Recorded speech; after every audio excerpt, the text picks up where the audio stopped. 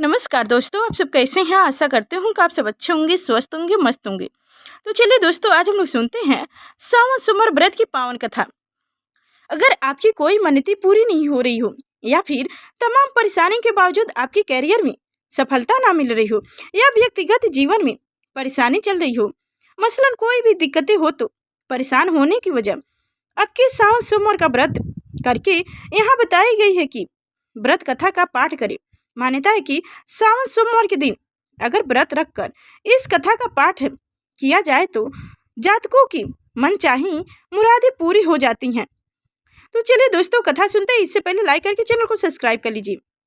एक साहूकार था जो भगवान शिव का अनन्य भक्त था। उसके पास धन धान किसी भी चीज की कमी नहीं थी, लेकिन उसकी कोई संतान नहीं थी। अगर वह इसी कामना को लेकर रोज शिव जी के मंदिर में जाकर दीपक जलाता था।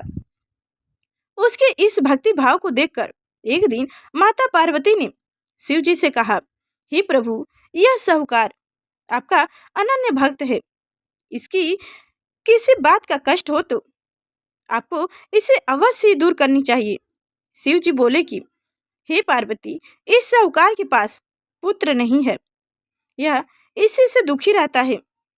माता पार्वती कहती हैं कि हे ईश्वर, कृपा करके इसे पुत्र का वरदान दे दीजिए।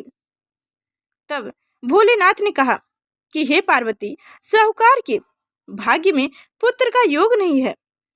ऐसे में अगर उसे पुत्र प्राप्त का वरदान मिल भी गया तो वह केवल 12 वर्ष की आयु तक ही जीवित रहेगा।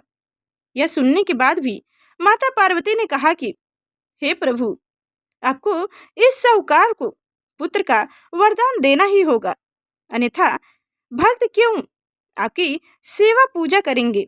माता के बार बार कहने से भोलेनाथ ने साहूकार को पुत्र का वरदान दिया, लेकिन यह भी कहा कि वह केवल 12 वर्ष तक ही जीवित रहेगा। साहूकार यह सारी बातें सुन रहा था, इसीलिए उसे ना तो दुख खुशी थी और ना ही दुख।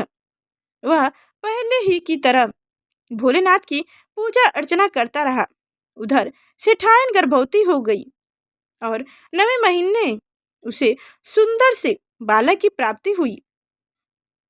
परिवार में खुशी मनाई गई, लेकिन साहूकार पहले ही की तरह रहा और उसके बाद लक की 12 वर्ष की आयु का जिक्र किसी से भी नहीं किया।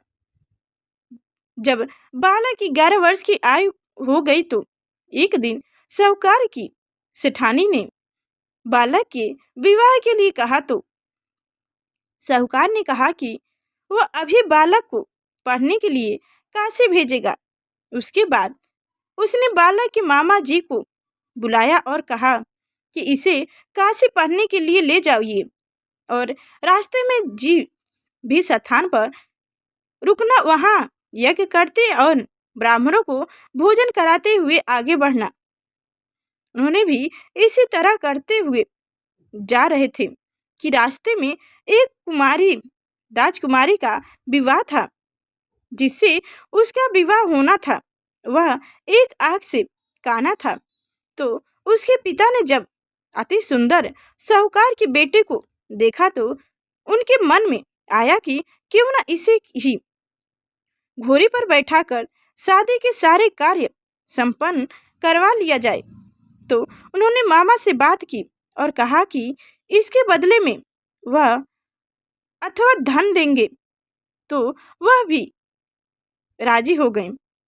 उसके बाद साहूकार का बेटा विवाह की वेदी पर बैठ गया और जब विवाह कार्य संपन्न हो गया तो जाने से पहले उसने राजकुमारी की चुनरी के पल्लू पर लिखा कि तेरा विवाह मेरे साथ हुआ है, लेकिन जिस राजकुमार के साथ भेजा जाएगा वह तो एक आंख का काना है।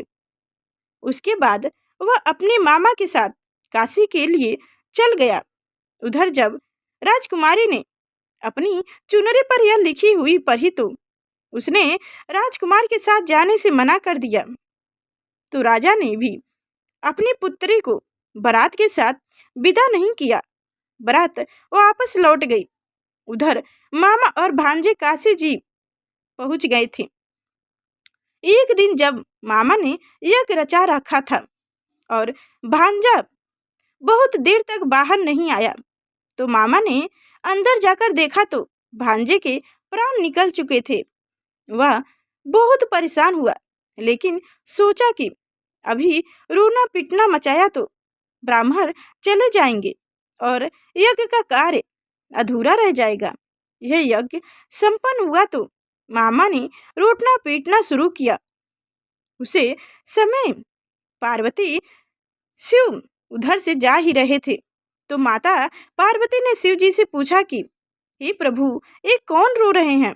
तभी उन्हें पता चला कि यह तो भोलेनाथ के आशीर्वाद से जन्मा साहूकार का पुत्र है। तब माता पार्वती कहती हैं कि हे स्वामी, इसे जीवित कर दें, अन्यथा रोते रोते इसके माता पिता के प्राण निकल जाएंगे। तब भोलेनाथ ने कहा कि हे पार्वती, इसकी आयु इतनी ही थी, सो अब भोग चुका है। लेकिन माँ के बार बार आग्रह करने पर भोलेनाथ ने इसे जीवित कर दिया।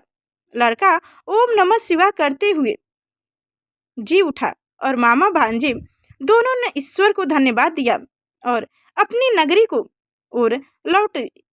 रास्ते में वही नगरी पड़ा और राजकुमारी ने उसे पहचान लिया। तब राजा ने राजकुमारी को साहूकार के बेटे के साथ बहुत सारे धन्य देकर साथ विदा किए। साहूकार और उसकी पत्नी छत पर बैठे थे। उन्होंने यह प्रण कर रखा था कि यदि उनका पुत्र शकुन कुष्ठ से ना लौटे तो वह छत से कूदकर अपनी प्राण त्याग देंगे। तभी लड़के के मामा ने आकर साहूकार के बेटे और बहू के आने का समाचार सुनाया, लेकिन वो नहीं माने।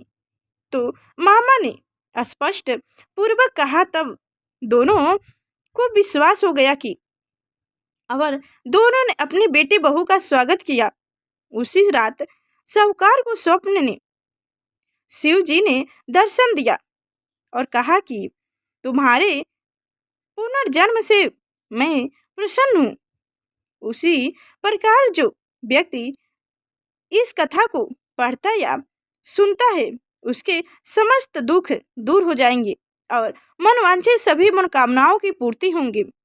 तो दोस्तों, हमारी कथा कैसी लगी कमेंट में अवश्य बताएं और अभी तक हमारे चैनल को सब्सक्राइब नहीं किया तो सब्सक्राइब करके बेल आइकन की घंटी दबा दें, ताकि आगे जो मैं व्रत कथा के बारे में बताऊं सबसे पहले आप तक